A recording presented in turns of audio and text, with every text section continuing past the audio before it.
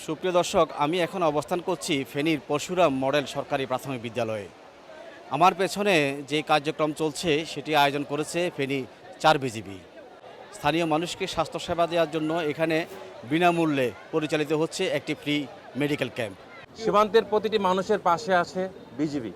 এই ফেনীর সীমান্তের প্রতিটি মানুষের পাশে আমরা ফেনীবাসী জানি যে 2024 এবং 2025 মূলত 2024-এর ভয়াবহ বন্যা এবং 2025-এর আকস্মিক বন্যা থেকে আমরা শিক্ষা নিয়েছি যে বন্যার পূর্বে আমাদের পূর্ব প্রস্তুতিটা সত্যিই অনেক গুরুত্বপূর্ণ।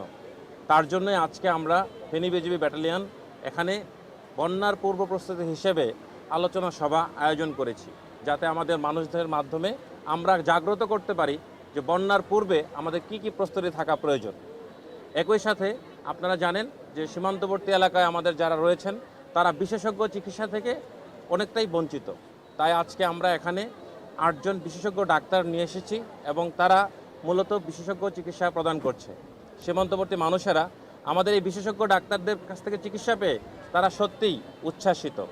সেই সাথে আমরা এখানে যারা ছোট্ট সোনামণিরা তাদের বাবা মার হাত ধরে আমাদের এখানে এসেছে, তাদেরকে আমরা বিজিবির পক্ষ থেকে শিক্ষা সামগ্রী প্রদান করছি।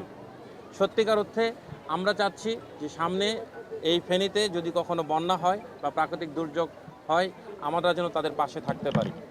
বিজিবি মাইকিং করছে, এখানে ওষুধের লাই আছে, চিকিৎসার লাই আলহামদুলিল্লাহ চিকিৎসা দিছে এবং ওষুধও দিছে। এইভাবে সবসময় করলে আমাদের জন্য বহুত উপকার হইব, ভালো মাসে বা বছরে বা 6 মাসে হোক, এটা এরকম হইলে কিছু মানুষ অল্প হইলেও মানে ভালো থাকে, সুস্থ থাকে। এমনি তো টাকার অভাবে অনেক কষ্ট পায়, যেমন ডাক্তার কাছে যাইতে অনেক কষ্ট, তারা ভিজিট লাগে, ওষুধের খরচা বেশি, এমনি বহুত কষ্ট। আর আমরা এই পরশুরাম জায়গা অনেক মানে গরিব এলাকা। আরো একবারও দিছিল ওষুধ কিন দলের সময়, খুব ভালো হয়েছিল বাবু। একেবারে ভিতরে যা রোগ টোগ আছিল গেছে গই, আবার কেনে আবার এটা উৎপন্ন হয়ে গেছে গই। সব মিলিয়ে স্বাস্থ্যসেবার, দুর্যোগ বিষয় সচেতনতা এবং শিক্ষার্থীদের উৎসাহ দিতে এই 3টি গুরুত্বপূর্ণ উদ্যোগ বাস্তবায়ন করছে ফেনী 4 বিজিবি। নুরুজ্জামান সুমন, 71, পরশুরাম, ফেনী।